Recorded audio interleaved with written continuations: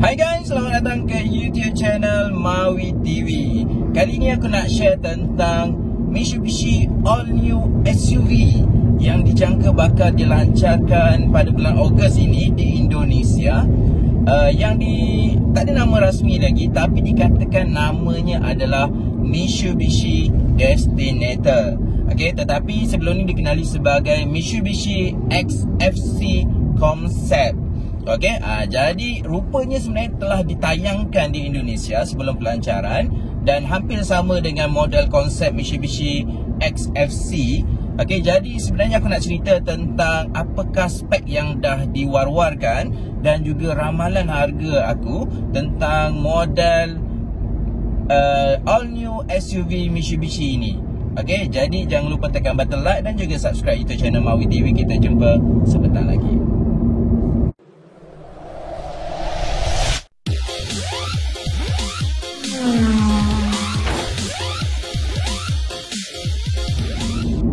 Baik guys, untuk makluman korang, Mitsubishi XFC Concept ni sebenarnya adalah segmen B SUV dan ianya telah ditayangkan tak silap aku tahun lepas secara konsep, dan dia punya model nyata yang bakal dilancarkan nanti telah pun ditayangkan di Indonesia pada bulan lepas atau minggu lepas lah.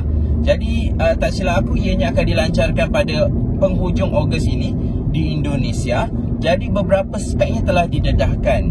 Pertama dari segi saiz. Saiznya aku tak perlu cerita kat sini, korang boleh google. Dan saiz tu kalau korang boleh bayangkan, ianya lebih besar daripada Honda HR-V dan hampir menyamai saiz Mazda CX-30. CX-30 ni korang kena ingat ianya dibangunkan oleh Mazda menggunakan platform Mazda 3. Maksudnya platform segmen C lah untuk Mazda. Tapi korang kena ingat yang Mazda ni selalunya modelnya lebih kecil daripada pesaing-pesaing dia lah dari segi saiz. Tapi korang boleh bayangkan HR-V tu dia besar sedikit, jadi kau boleh bayangkan yang ianya mungkin hampir kepada Corolla Cross. Jadi aku bayangkan macam tu dia punya saiz. Jadi dari segi saiznya ianya agak besar sebenarnya, dengan rupa paras yang sangat futuristik. Aku rasa ini memang boleh buat duit untuk Mitsubishi kalau masuk Malaysia dengan segeralah. Jangan terlalu lewat macam Xpander 2 tahun lepas Indonesia baru masuk. Aku rasa itu strategi yang silap lah. Kemudian dari segi ground clearance dia juga menarik, antara yang paling tinggi dalam segmen SUV, segmen C dengan B pun 222, sedangkan Xpander 220. Jadi pada aku ini adalah ground clearance yang sangat tinggi. Ianya mungkin disebabkan oleh tayar yang digunakan, rim 18 inci. Jadi aku rasa ini adalah SUV yang akan nampak futuristik atas jalan, nampak gagah, nampak meyakinkan lah aku rasa nanti bila dia keluar.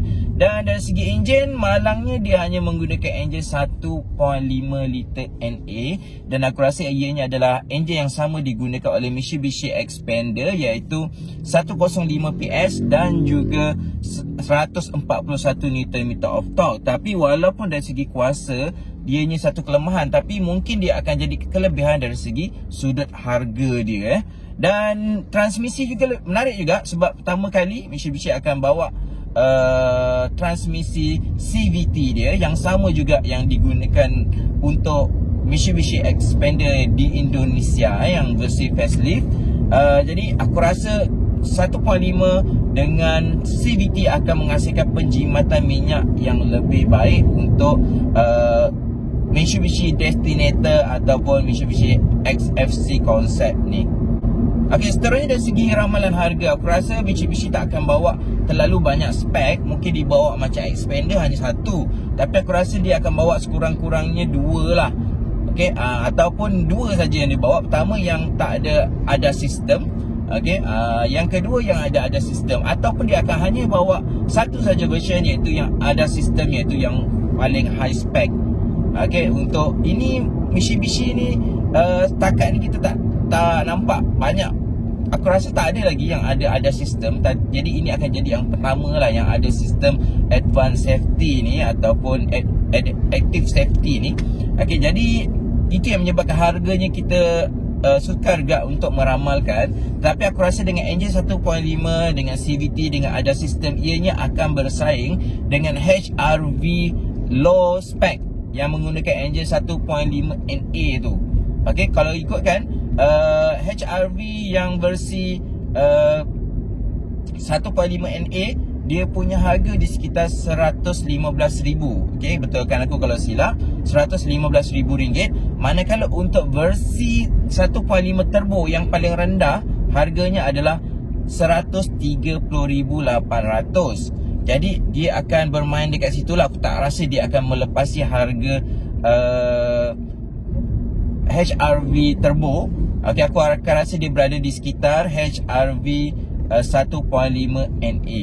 Okay, kalau kita tengok pesaing lain pula, Toyota Corolla Cross pula, dia punya harga untuk yang paling murah, iaitu versi G, adalah RM130,400. Okay, itu 1.8 liter tau. Dan dianya adalah segmen B+.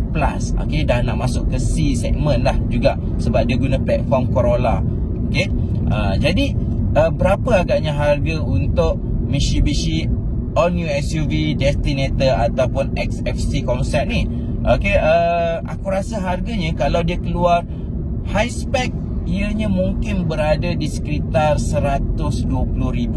Aku tak rasa dia akan melebihi RM125,000 lah, sebab lagi RM5,000 korang akan dapat 1.8 liter Corolla Cross ataupun HRV 1.5 liter turbo. Aku rasa orang akan berbelah bagilah. Korang nak jual harga untuk enjin 1.5 liter, tapi pada harga enjin yang lebih besar dan lebih berkuasa oleh pesaing-pesaing seperti Honda dan juga Corolla. Aku rasa tak macam itulah, susah nak jual lah. Okay, tetapi kalau Mitsubishi tu nekat, dia yakin yang desainnya ni akan boleh jual, mungkin dia boleh jadi 125 lah. Tapi aku jangka ianya berada di sekitar 120 maksimum. Dan untuk paling minimum kalau yang tak ada ADAS, aku rasa mungkin dijual di sekitar 100,000 ke 105,000. Sebab HRV 115,000 and 1.5 NA tu dia ada dia ada Honda Sensing. Okay, jadi yang ini kalau tak ada Honda Sensing, jual dengan harga Honda Sensing. Okay, kalau tak ada sistem tapi dijual pada harga Honda yang ada sensing, aku rasa orang masih berbelah bagilah. Okay, jadi strateginya mungkin di sekitar 105,000 hingga 120,000 ringgit Malaysia kalau masuk Malaysia nanti. Dan aku berharap dia dipasang secara CKD. Okay, kemudiannya adakah ianya akan harga sama dengan Mitsubishi Xpander? Yalah, guna enjin Xpander. Kemudian Xpander tu lebih besar, jadi takkanlah harganya jauh sangat dengan Xpander. RM99,000. Okey, untuk jawab soalan ni, okey, betul orang akan kata macam itulah, ini lebih kecil, 2 baris, enjin sama, tambah CVT. Okey, tapi korang kena ingat, ianya ada advanced safety pertama. Yang kedua, biasanya SUV ni akan dijual lebih mahal berbanding sedan dan juga lebih mahal daripada MPV, low MPV lah. Selalunya macam tu.